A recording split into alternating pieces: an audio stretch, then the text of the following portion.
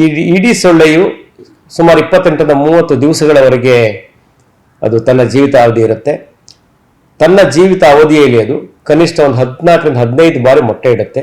ಒಂದು ಬಾರಿಗೆ ಕನಿಷ್ಠ 200ರಿಂದ 300 ಮೊಟ್ಟೆಗಳನ್ನು ಇಡುತ್ತೆ. ಈ ಡೆಂಗ್ಯೂ ಹೆಮರೇಜಿಕ್ ಫೀವರ್ ಜಾಸ್ತಿ ಅತಿಯಾದ ಸ್ರಾವ ಆದರೆ ವ್ಯಕ್ತಿಯ ಸ್ಥಿತಿ ವಿಷಮವಾಗಬಹುದು, ಅವರು ಶಾಕಿಗೆ ಹೋಗ್ಬೋದು, ಅವರು ಸಾವನ್ನು ಕೂಡ ಅಪ್ಪಬಹುದು. ಡೆಂಗ್ಯೂ ಕಾಯಿಲೆಗೆ ಯಾವುದೇ ನಿರ್ದಿಷ್ಟ ಚಿಕಿತ್ಸೆ ಇಲ್ಲ. ಈ ಡೆಂಗ್ಯೂ ಜ್ವರದಲ್ಲಿ ನೋವು ನಿವಾರಕ ಔಷಧಿಗಳನ್ನು ವೈದ್ಯರ ಸಲಹೆ ಇಲ್ಲದೆ ಪಡೆಯದೇ ಇರುವುದೇ ಒಳ್ಳೆಯದು. ಯಾಕೆಂದರೆ ಎಲ್ರಿಗೂ ನಮಸ್ಕಾರ. ಇತ್ತೀಚಿನ ದಿನಗಳಲ್ಲಿ ರಾಜ್ಯಾದ್ಯಂತ ವ್ಯಾಪಕ ಮಳೆ ಆಗ್ತಾಯಿದೆ. ಹಾಗೆ ಮಳೆಯ ಪರಿಣಾಮದಿಂದ ಅಲ್ಲಲ್ಲಿ ನೀರು ನಿಂತು ಈ ತಿಳಿ ಶುದ್ಧ ನೀರಿನಲ್ಲಿ ಡೆಂಗ್ಯೂ ರೋಗವನ್ನು ಹರಡುವಂತಹ ಈಡೀಸ್ ಸೊಳ್ಳೆಯ ಉತ್ಪತ್ತಿ ಆಗ್ತಾಯಿದೆ. ಈ ಈಡೀಸ್ ಸೊಳ್ಳೆಯು ಡೆಂಗ್ಯೂ ಮತ್ತು ಚಿಕನ್ಗುನ್ಯಾ ಕಾಯಿಲೆಗಳನ್ನು ಹರಡುತ್ತೆ. ಇತ್ತೀಚಿನ ದಿನಗಳಲ್ಲಿ ನಮ್ಮ ಜಿಲ್ಲೆಯಲ್ಲೂ ಕೂಡ ವ್ಯಾಪಕವಾಗಿ ಮಳೆ ಆಗ್ತಾಯಿದ್ದು ಅಲ್ಲಲ್ಲಿ ಜ್ವರ ಪ್ರಕರಣಗಳು ವರದಿ ಆಗ್ತಾಯಿದೆ. ಹಾಗೂ ಇದುವರೆಗೆ 236/2024 266 ಸಕ್ರಿಯ ಪ್ರಕರಣಗಳು ದೃಢಪಟ್ಟಿದೆ. ಈ ನಿಟ್ಟಿನಲ್ಲಿ ಮೊನ್ನೆ ಆರೋಗ್ಯ ಮತ್ತು ಕುಟುಂಬ ಕಲ್ಯಾಣ ಸಚಿವರ ನಿರ್ದೇಶನದಂತೆ ನಾವು ಈ ಸೊಳ್ಳೆ ನಿಯಂತ್ರಣ ಕ್ರಮಗಳನ್ನು ಕೈಗೊಳ್ಳಬೇಕಾಗಿದೆ. ನಮ್ಮ ಜಿಲ್ಲೆಯಲ್ಲಿ ಎಲ್ಲ ತಾಲೂಕುಗಳಲ್ಲಿ ಪಟ್ಟಣ ಹಾಗೂ ಗ್ರಾಮೀಣ ಭಾಗದಲ್ಲಿ ಲಾರ್ವಾ ನಾಶ ಮಾಡುವಂತಹ ಸಕ್ರಿಯ ಚಟುವಟಿಕೆಗಳನ್ನು ನಾವು ಹಮ್ಮಿಕೊಂಡಿದ್ದೀವಿ.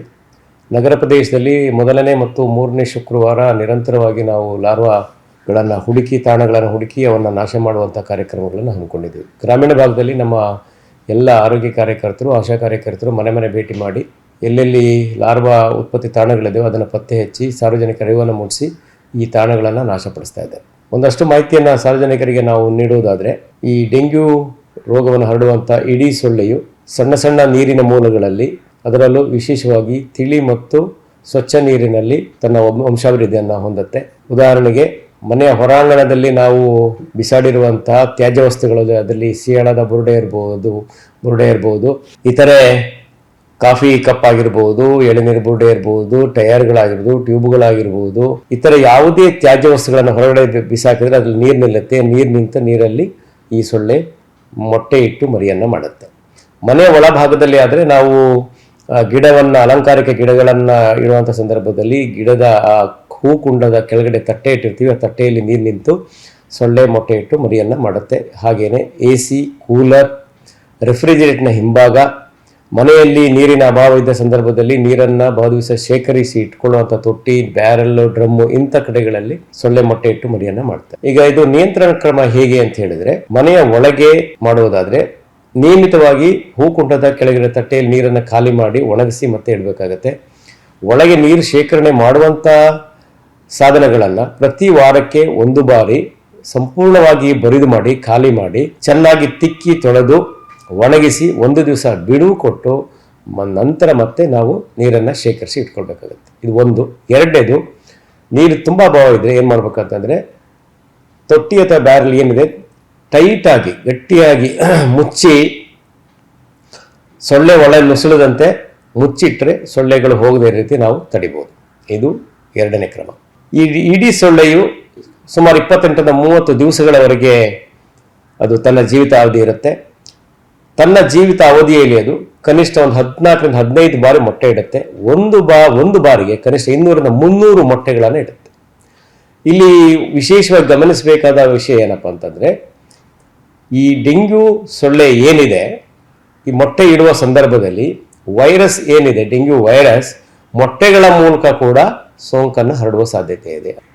ಕಳಕಳಿಯ ಮನವಿ ಸಾರ್ವಜನಿಕರಲ್ಲಿ ಇಲಾಖೆಯೊಂದಿಗೆ ಕೈ ಜೋಡಿಸಿ ಡೆಂಗ್ಯೂ ಕಾಯಿಲೆ ಬರದೇ ಇರುವ ತಡೆಯುವ ಕೆಲಸವೊಂದನ್ನು ನಾವು ಮಾಡಿದ್ರೆ ಇದು ಮುಂದೆ ಕೆಲವು ಸಂದರ್ಭಗಳಲ್ಲಿ ಮಾರಣಾಂತಿಕ ಕೂಡ ಆಗ್ಬೋದಾಗಿರೋದ್ರಿಂದ ಸೊಳ್ಳೆಯನ್ನು ನಿರ್ಮೂಲನೆ ಮಾಡೋದು ಒಂದೇ ಇದಕ್ಕಿರುವ ರಾಮಬಾಣ. ಇಷ್ಟು ಸೊಳ್ಳೆಯ ಬಗ್ಗೆ ಮಾಹಿತಿ. ಆದರೆ ಕಾಯಿಲೆ ಬಗ್ಗೆ ಒಂದೆರಡು ಮಾಹಿತಿಯನ್ನು ಕೊಡೋದಾದರೆ, ಇದು ಇಡೀ ಸೊಳ್ಳೆಯಿಂದ ಹರಡುವಂತ ಆಗಲೇ ಹೇಳ್ತಾರೆ. ಅಂದರೆ ಇದು ಡೆಂಗ್ಯೂ ವೈರಸ್. ಇದರಲ್ಲಿ ಮತ್ತೆ 4 ಉಪ ಪ್ರಭೇದಗಳಿದ್ದಾವೆ. ಪ್ರತಿ ಬಾರಿಯೂ ಒಂದೊಂದು ಪ್ರಭೇದದಲ್ಲಿ ಸೋಂಕು ಆಗ್ಬೋದು. ರೋಗ ಲಕ್ಷಣಗಳನ್ನು ನೋಡಿದ್ರೆ ವಿಪರೀತವಾದ ತಲೆನೋವು, ತುಂಬ ಜ್ವರ, ಮೈಕೈ ನೋವು, ನಾವು ಇದಕ್ಕೆ ಬೋನ್ ಬ್ರೇಕಿಂಗ್ ಫೀವರ್ ಅಂತ ಕೂಡ ಹೇಳ್ತೀವಿ. ಅಷ್ಟು ಮೈಕೈ ನೋವು ಇರುತ್ತೆ. ಕಣ್ಣಿನ ಹಿಂಭಾಗ ತುಂಬ ನೋವು, ಕಾಯಿಲೆ ವಿಪರೀತಕ್ಕೆ ಹೋದರೆ ದೇಹದ ಒಳಭಾಗಗಳಲ್ಲಿ ಬ್ಲೀಡಿಂಗ್ ಕೂಡ ಆಗ್ಬೋದು, ಅಂದರೆ ರಕ್ತಸ್ರಾವ ಆಗುತ್ತೆ. ಇದಕ್ಕೆ ಡೆಂಗ್ಯೂ ಹೆಮರೇಜಿಕ್ ಫೀವರ್ ಅಂತೀವಿ. ಈ ಡೆಂಗ್ಯೂ ಹೆಮರೇಜಿಕ್ ಫೀವರ್ ಜಾಸ್ತಿ ಅತಿಯಾದ ಸ್ರಾವ ಆದರೆ ವ್ಯಕ್ತಿಯ ಸ್ಥಿತಿ ವಿಷಮವಾಗ್ಬೋದು, ಅವರು ಶಾಕಿಗೆ ಹೋಗ್ಬೋದು, ಅವರು ಸಾವನ್ನು ಕೂಡ ಅಪ್ಪಬಹುದು. 1% ಸಾವಿನ ಪ್ರಮಾಣ ಕೂಡ ಇದೆ. ನಾವು 99% ಇಲ್ಲಿ ಏನು ಕಾಯಿಲೆಗಳು ಸೌಮ್ಯ ಸ್ವರೂಪದಿರುತ್ತವೆ ಅಂಥವುಗಳನ್ನು ತಡೆಗಟ್ಟದೆ ನಿಜವಾದ ಚಾಲೆಂಜ್ ಇರೋದು ನಮಗೆ. ಈ ಸಂದರ್ಭದಲ್ಲಿ ಈ ಕಾಯಿಲೆ ಯಾವುದೇ ನಿರ್ದಿಷ್ಟ ಚಿಕಿತ್ಸೆ ಇಲ್ಲದಿರುವುದರಿಂದ, ಡೆಂಗ್ಯೂ ಕಾಯಿಲೆಗೆ ಯಾವುದೇ ನಿರ್ದಿಷ್ಟ ಚಿಕಿತ್ಸೆ ಇಲ್ಲ. ತಮ್ಮೆಲ್ಲರಿಗೂ ಗೊತ್ತಿರೋ ಹಾಗೆ ಯಾವುದೇ ವೈರಸ್ ಸೋಂಕಿಗೆ ನಿರ್ದಿಷ್ಟವಾದ ಔಷಧಿ ಇಲ್ಲ. ಹಾಗಾಗಿ ಇದರಲ್ಲಿ ಏನು ಮಾಡ್ತಾರೆ ಅಂತಂದರೆ, ಸಾರ್ವಜನಿಕರು ಮೊದಲನೇದಾಗಿ ಯಾವುದೇ ಗಾಬರಿ ಅಥವಾ ಆತಂಕಕ್ಕೆ ಒಳಗಾಗೋದು ಬೇಡ. ಎರಡನೆಯದು, ಜ್ವರ ಬಂದರೆ ಕೂಡಲೇ ಸಂಪೂರ್ಣ ವಿಶ್ರಾಂತಿಯನ್ನು ಪಡೆಯಬೇಕು. ಇದು ಬಹಳ ಪ್ರಮುಖ. ವಿಶ್ರಾಂತಿಯನ್ನು ಪಡೆಯಬೇಕು. ಯಥೇಚ್ಛವಾಗಿ ದ್ರವರೂಪದ ಆಹಾರವನ್ನು ಪಡೆಯಬೇಕು. ವಿಶ್ರಾಂತಿಯನ್ನು ಪಡೆದು ದ್ರವರೂಪದ ಆಹಾರವನ್ನು ಪಡೆದು ಸೂಕ್ತ ವೈದ್ಯರಲ್ಲಿ ಸಲಹೆಯನ್ನು ಪಡೆದರೆ ಖಂಡಿತ 100% ಗುಣಮುಖವಾಗುತ್ತೆ.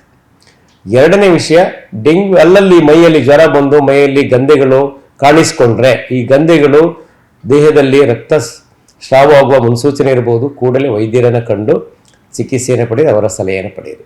ಎರಡನೇ ವಿಷಯ, ರೋಗ ಬಂದರೆ ಸಾಮಾನ್ಯವಾಗಿ ನಾವು ಮೈಕೈ ನೋವು ಇರೋದ್ರಿಂದ ನೋವು ನಿವಾರಕ ಔಷಧಿಗಳನ್ನು ತೆಗೆದುಕೊಳ್ಳೋದು ವಾಡಿಕೆ. ಈ ಡೆಂಗ್ಯೂ ಜ್ವರದಲ್ಲಿ ನೋವು ನಿವಾರಕ ಔಷಧಿಗಳನ್ನು ವೈದ್ಯರ ಸಲಹೆ ಇಲ್ಲದೆ ಪಡೆಯದೇ ಇರುವುದೇ ಒಳ್ಳೆಯದು. ಯಾಕೆಂದರೆ ತಮ್ಮೆಲ್ಲರಿಗೂ ತಿಳಿದಿರುವಂತೆ ಈ ಡೆಂಗ್ಯೂ ಜ್ವರದಲ್ಲಿ ಪ್ಲೇಟ್ಲೆಟ್ಗಳು ಕಡಿಮೆ ಆಗ್ತಾ ಹೋಗ್ತವೆ. ಪ್ಲೇಟ್ಲೆಟ್ಗಳು ನಮ್ಮೆಲ್ಲರಿಗೂ ಗೊತ್ತಿರುವಾಗ ರಕ್ತ ಹೆಪ್ಪುಗಟ್ಟಿಗೆ ಸಹಕಾರಿಯಾಗಿದೆ. ಆದರೆ ಡೆಂಗ್ಯೂ ಜ್ವರದಲ್ಲಿ ಪ್ಲೇಟ್ಲೆಟ್ಗಳ ಸಂಖ್ಯೆ ಕಡಿಮೆ ಆಗುವುದರಿಂದ ರಕ್ತಸ್ರಾವ ಆಗುತ್ತೆ. ನಾವು ನೋವು ನಿವಾರಕ ಔಷಧಿಗಳನ್ನು ವೈದ್ಯರ ಸಲಹೆ ಇಲ್ಲದೆ ನಾವು ಸ್ವಯಂ ವೈದ್ಯ ಪದ್ಧತಿ ಅಥವಾ ಔಷಧತೆ ಮಾಡಿದರೆ ಈ ನೋವು ನಿವಾರಕ ಔಷಧಿಗಳಿಂದಲೇ ಪ್ಲೇಟ್ಲೆಟ್ಗಳ ಸಂಖ್ಯೆ ಮತ್ತೆ ಕಡಿಮೆ ಆಗುವ ಸಾಧ್ಯತೆ ಇದ್ದು ನಾವು ಇನ್ನಷ್ಟು ರಕ್ತಸ್ರಾವ ಹೆಚ್ಚಾಗೋದಕ್ಕೆ ದೇಹದಲ್ಲಿ ನಾವು ಅವಕಾಶ ಮಾಡಿಕೊಟ್ಟಂತಾಗುತ್ತೆ. ಹಾಗಾಗಿ ವೈದ್ಯರ ಸಲಹೆ ಇಲ್ಲದೆ ಯಾವುದೇ ನೋವು ನಿವಾರಕ ಔಷಧಿಗಳನ್ನು, ವಿಶೇಷವಾಗಿ ಬ್ರೂಫೆನ್, ಆಸ್ಪಿರಿನ್, ಡೈಕ್ಲೋಫೆನಾಕ್ ಈ ರೀತಿಯ ಔಷಧಿಗಳನ್ನು ತೆಗೆದುಕೊಳ್ಳದೆ ಇರುವುದು ಬಹಳ ಸೂಕ್ತ ಮತ್ತು ಜಾಣತನದ ವಿಷಯವಾಗಿದೆ.